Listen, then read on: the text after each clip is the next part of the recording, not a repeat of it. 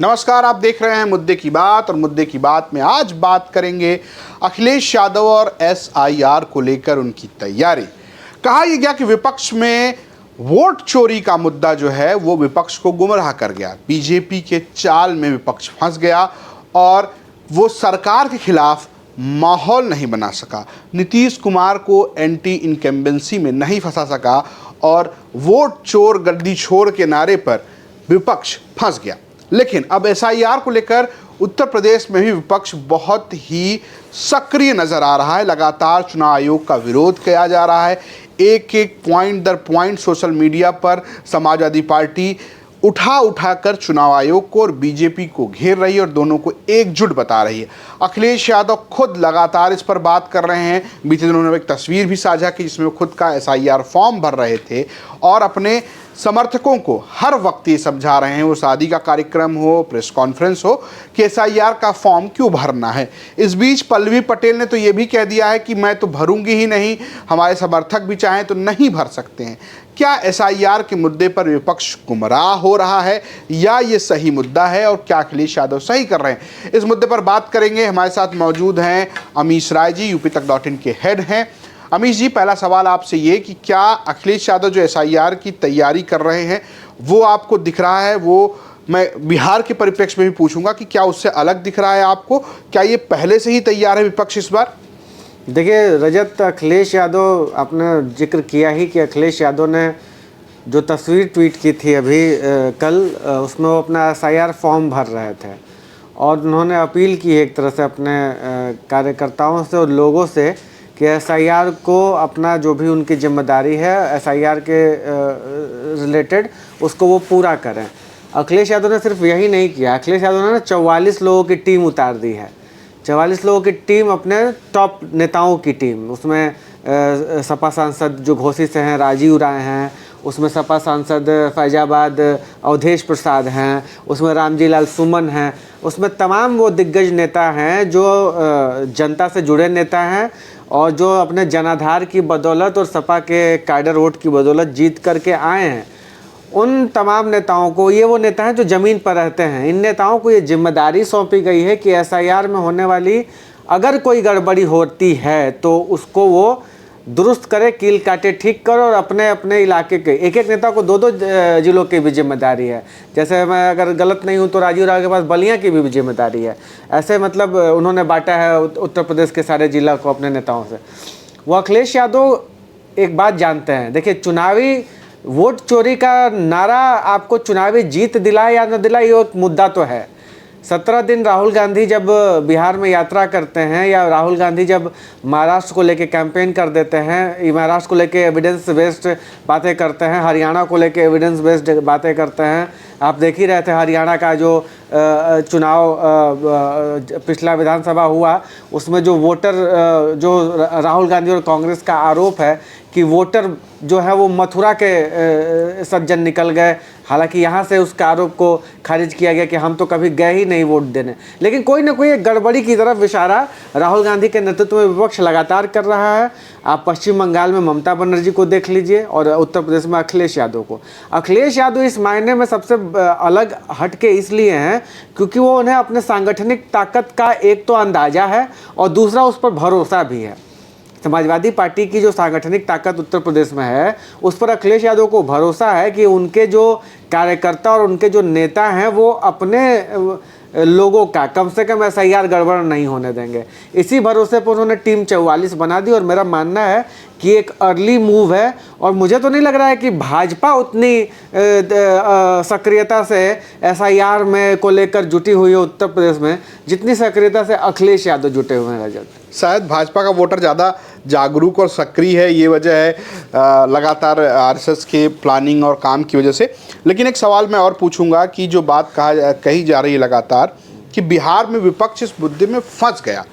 जब उसको तमाम मुद्दे उठाने थे, जब बता रहा था कि नीतीश कुमार की सरकार जो है वो नौकरी नहीं दे रही है, आपके घर पे नाली से पानी नहीं आ रहा है, आपके घर के सामने नाली नहीं बनी है, आपका विधायक कैसा है, इन सारे मुद्दों को छोड़कर वो एक अलग ही मुद्दे पे फंसे रह गए। कहा गया कि वो ज़मीनी मुद्दा नहीं था। आपको लग रहा है कि क्या अखिलेश यादव भी यही गलती कर रहे हैं जैसा कि पहले उन्होंने पीडीए की बात की, ठाकुरवाद का आरोप वो सीधे सीधे सरकार पर लगाते रहे हैं। क्या लग रहा है आपको, अगर मैं इस पूरे आपको लगता है कि क्या अखिलेश यादव कुछ सीख पा रहे हैं बिहार से, या फिर भी वो उसी घुंडी में घूम रहे हैं? देखिए अखिलेश यादव स्मार्ट पॉलिटिशियन है, समझ रहे हैं आप। जो ये आप कह रहे हैं कि मुद्दा नहीं बन पाया SIR या वोट चोरी का मुद्दा, तो ये ना एक तरह का ओपिनियन मेकिंग बात है कि मुद्दा नहीं बन पाया। अरे भाई, मुद्दा तो बिहार में तेजस्वी यादव को हर घर सरकारी नौकरी नहीं बन पाया, तो क्या आप ये कहेंगे कि सरकारी नौकरी कोई मुद्दा नहीं है, नौकरी कोई मुद्दा नहीं है? आप ये नहीं कहेंगे। आप मुद्दा तो पलायन नहीं बन पाया। तेजस्वी यादव ने कहा कि हमें वोट करिए, हम आपको पलायन नहीं करने देंगे, नहीं बन पाया, हार गए, प्रचंड हार हुई कांग्रेस की, महागठबंधन के नेताओं की। तो ये केवल कह देना कि वोट चोरी एक मुद्दा नहीं बन पाया, ये इस तरह की बात है कि उस कैंपेन को डिरेल करने की एक कवायद मैं मान सकता हूँ। अखिलेश यादव को पता है कि मुद्दा तो अगर आप ऐसे देखेंगे तो फिर बिहार में कोई मुद्दा ही नहीं चला विपक्ष का, क्योंकि इतनी कम सीटें आई हैं, 200 प्लस सीटें एनडीए वहाँ जीत गया, विपक्ष को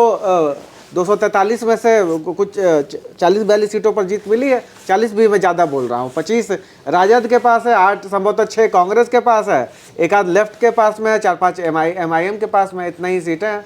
बाकी सब तो एनडीए, नीतीश, बीजेपी और लोजपा और उपेंद्र कुशवाहा की पार्टी, जीतन राम मांझी की पार्टी, चिराग पासवान की पार्टी जीती है। इसका क्या मतलब कि विपक्ष के सारे मुद्दे बेकार थे? नहीं, ऐसा नहीं है कि विपक्ष के सारे मुद्दे बेकार थे। देखिए, चुनाव ना केवल मुद्दों के आधार पर जीता नहीं जा सकता है भारत में।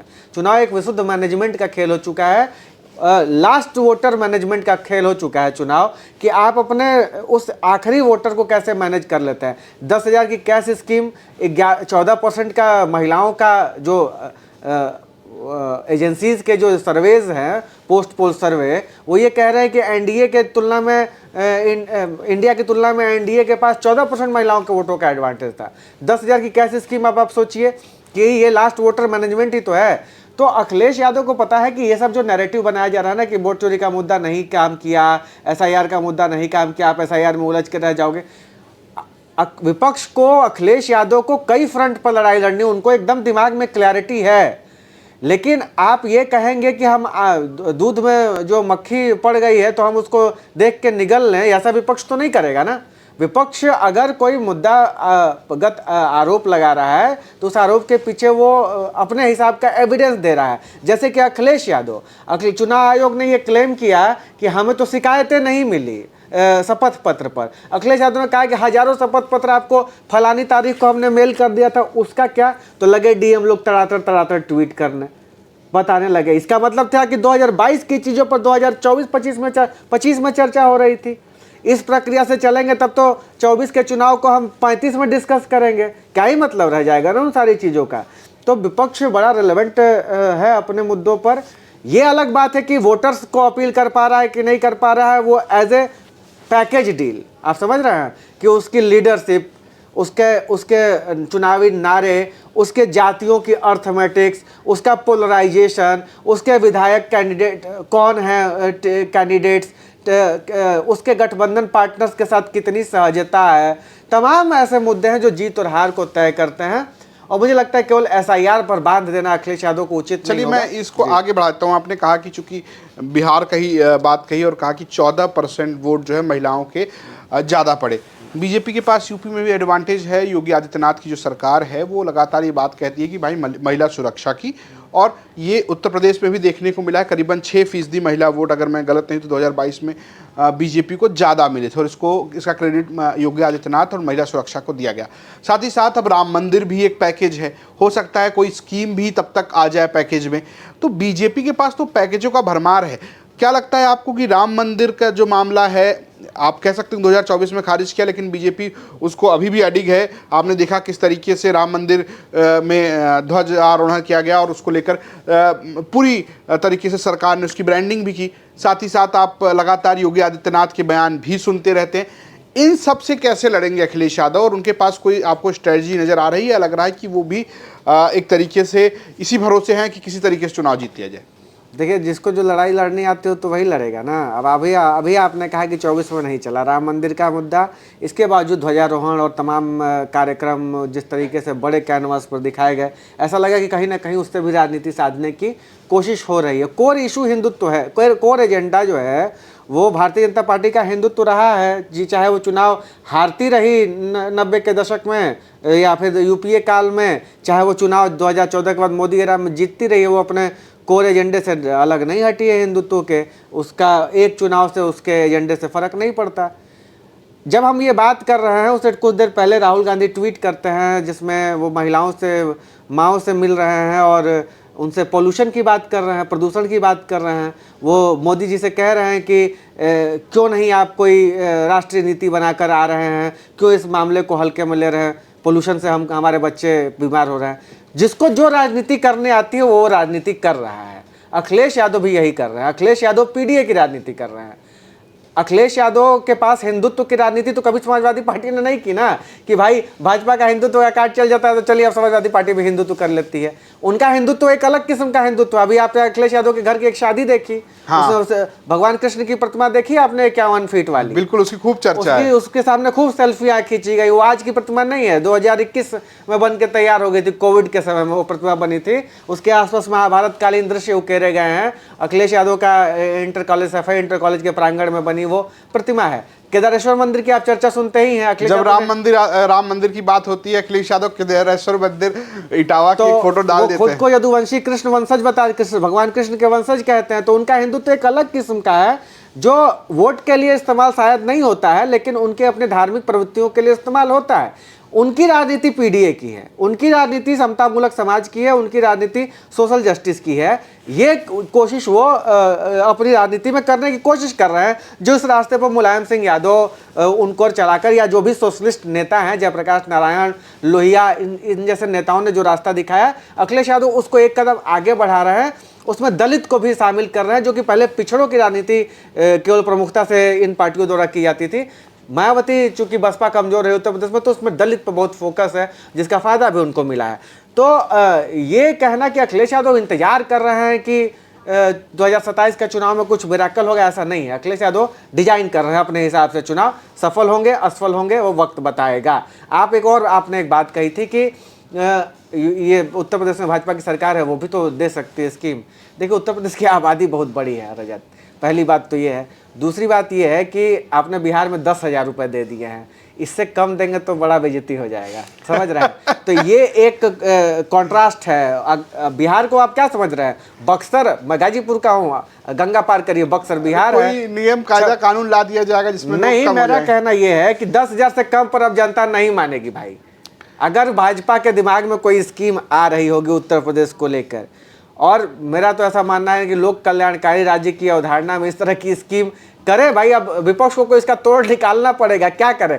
जहाँ पर हेमंत सोरेन की सरकार झारखंड में है, तो उन्होंने भी तो स्कीम लाई थी। यही कहती है भाजपा, जब उसके ऊपर आरोप लगते हैं कि भाई विपक्ष सब कर रहे हैं। केजरीवाल कर रहे थे, बीजेपी कर रही है। अखिलेश यादव को इस बात के लिए तैयार रहना होगा, इस बात के लिए एक अलग मॉडल पेश करना होगा। वो क्या मॉडल होगा मुझे नहीं पता, लेकिन अखिलेश यादव के लिए एक बड़ी चुनौती इस तरह की कैश स्कीम तो जरूर होगी, जैसा हमें महाराष्ट्र के मॉडल में, जैसा हमें बिहार के मॉडल में नजर आया है। एक सवाल और है इस पर, चूंकि आपने बात की दलित वोटों की और बात की आपने कि वो अखिलेश यादव एक कदम आगे बढ़ रहे हैं। ये एक जब से बिहार में हार हुई है इंडिया गठबंधन की, खासकर महागठबंधन की, तो कहा यह गया कि जो आरजेडी है, जो एक तरीके से सामाजिक न्याय की बात करती थी, जो समाजवाद की बात करती थी, वो अचानक से अंबेडकरवाद की पॉलिटिक्स करने लगी। ज़्यादा मुखर दलितों की बात और हिंदू जो देवी देवता हैं जिनकी मान्यता है हिंदू धर्म में, उनकी मुखर आलोचना। क्या लग रहा है कि यही आरोप अखिलेश यादव पर लगते हैं? हालांकि स्वामी प्रसाद मौर्य जब तक थे तब तक बहुत आरोप लगते थे, स्वामी प्रसाद मौर्य समाजवादी पार्टी से हट गए, लेकिन ये आरोप लगता है कि वो ज़्यादा लीन टू दलित पॉलिटिक्स कर रहे हैं, इसका नुकसान होगा उनको। देखिए, ये आरोप अखिलेश यादव पर नहीं चिपकता है, जो राजद पर और तेजस्वी यादव पर चिपकता है। उत्तर प्रदेश ने जातिगत हिंसाओं का दौर नहीं देखा है जैसा बिहार ने देखा है।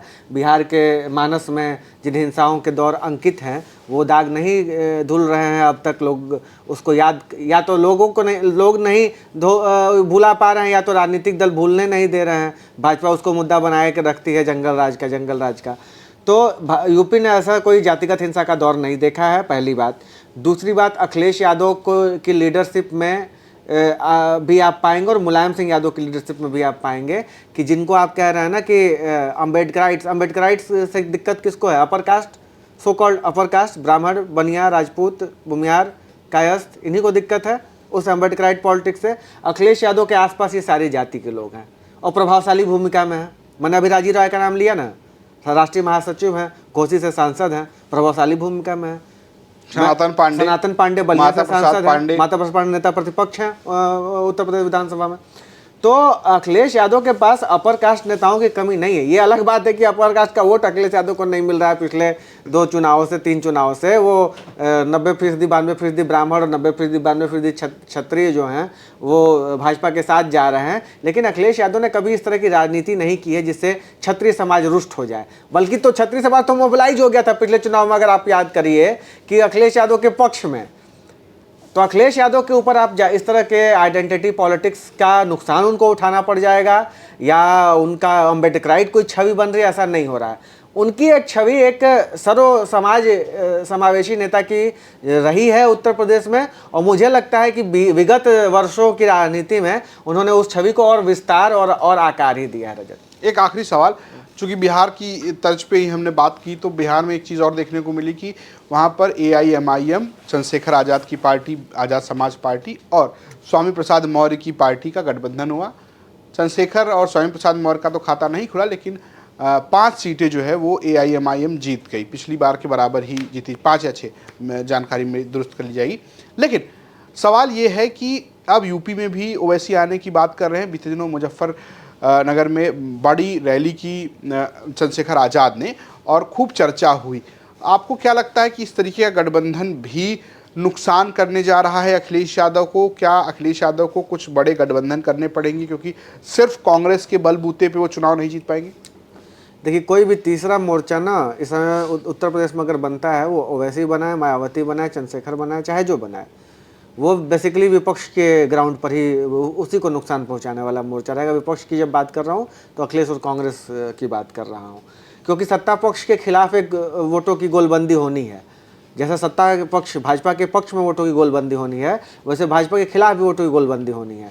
तो ये सारे जिन नेताओं का नाम आपने गिनाया ना, ओवैसी हो, चाहे चंद्रशेखर हो, चाहे मायावती हो, ये सारे लोग विपक्ष के ही वोट की राजनीति कर रहे हैं। तो अगर ये मजबूती से कोई गठबंधन बनाएंगे तो इसका खामियाजा निश्चित तौर पर इंडिया अलायंस को उठाना पड़ेगा, जो अभी इंडिया अलायंस एग्जिस्ट है उत्तर प्रदेश में सपा कांग्रेस का।